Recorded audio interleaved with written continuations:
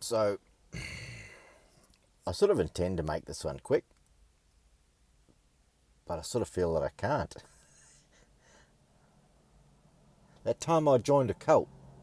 Well, I didn't join a cult. I got sucked into one. I blame my mother. I might have to make this 2 parts.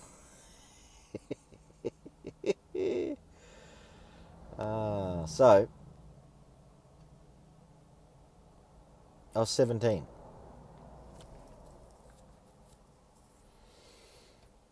And I think my mother, I'd left, gone back to me dad and my grandparents when I was 9, as I said.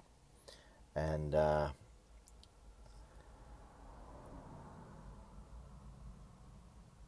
I'd spent the next fair while away until about 17, 18, 17 and a half, I think I was probably.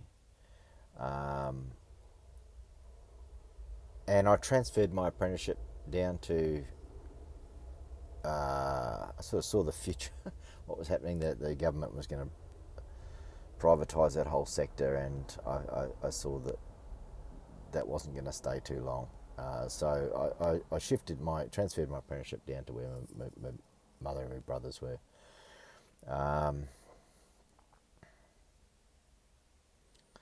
But there was also some other factors. I think because I usually go down there for the school holidays and things like that, and I think I must have gone down. And I just remember this thing where my mother had joined this. I call it a cult. We'll explain what it is later.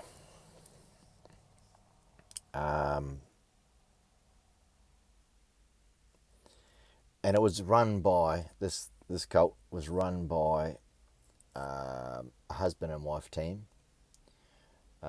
He used to be the head of the Criminal Investigation Bureau, who was the head detective, who was the boss man of the CIB. And she was the associated criminal psychologist. Good team, right? To run a cult. What a team! Yeah. So I sort of, like, I hadn't yet built up all my powers of reading people totally. I could, but it wasn't fully cooked yet at 17, 18.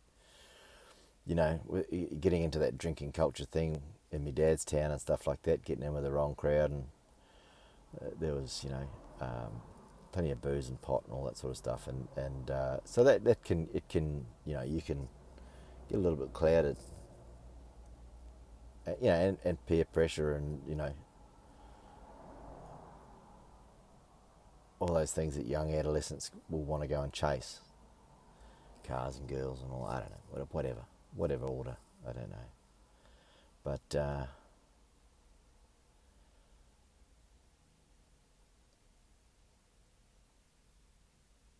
when I was 17, I went down, obviously in the holidays, to see my brothers like I do every year for a week or so. And they'd all been sucked into this cult. And it sounded innocent enough, My mother had to go around to the cult leaders. They weren't called cult leaders. It was all banal, innocent sounding sort of stuff. And she was going around there, and we were going to go somewhere else afterwards. Do you want to come with me? And then we'll go and pick up the brother. I have to see them about something.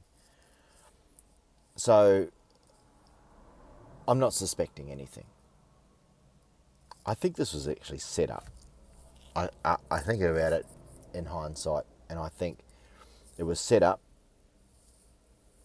When you bring him around, don't say that you're coming for anything. He's only just coming along for the ride, and it's nothing to do with him. He won't, so he doesn't suspect anything. I mean, I truly believe Mr. Paranoia is kicking in now, but I truly believe in hindsight that's what happened. There's only 2 times that I've been blindsided like this in my life, and both were by people that were full. The other one, the other one was my dad's second wife, who he married, who was said to be working for the. This is sounding like a story now. This is sounding like a rubbish story, but she was in Japan. She was Taiwanese, working for the Taiwanese secret police.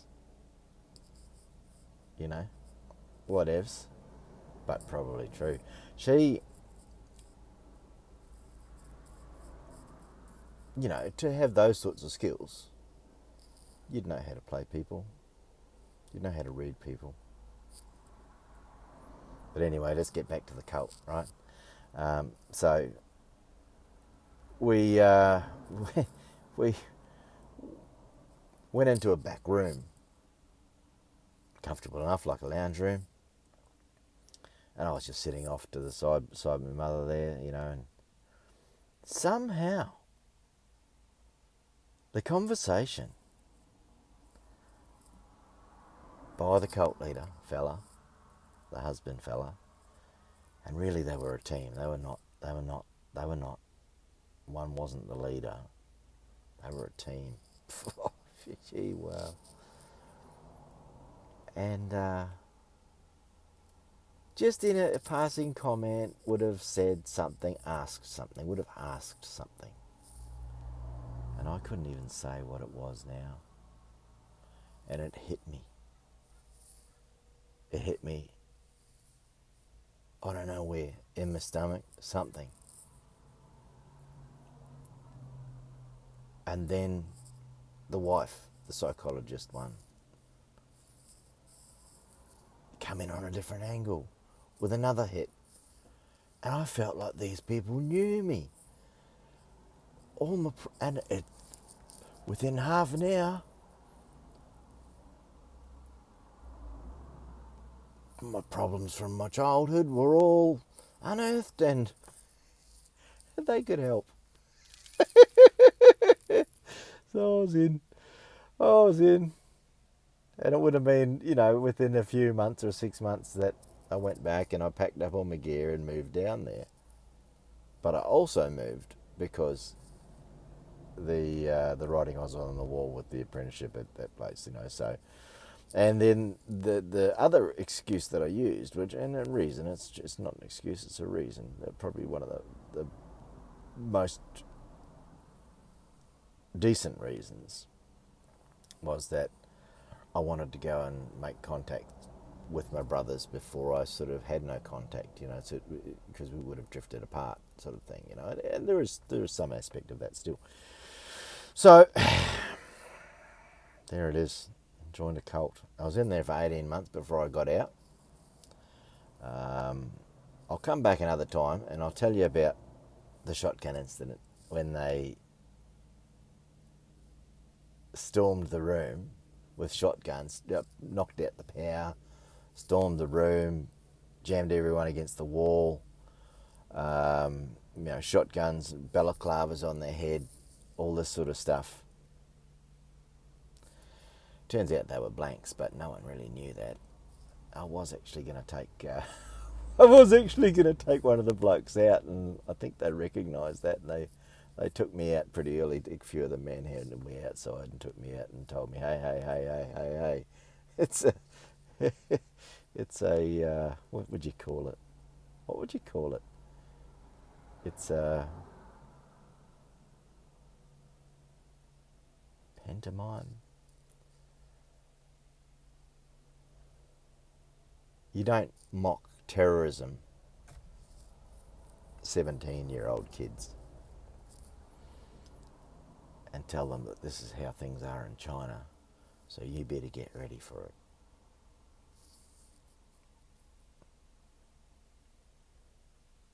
I disabled a couple of their cars that night. And from then on, the writing was on the wall. And my cousin came to town and ruined everything for a lot of people. And that was something that got me out of this cult, or made me see reason. Or did I just go to some other escapism? Anyway, look, I'll have to tell you about that one later, because I don't want to keep these things too long. But yeah, we'll talk about the shooting. No one got shot, no one got hurt, but they could have. Shooting shotgun blanks.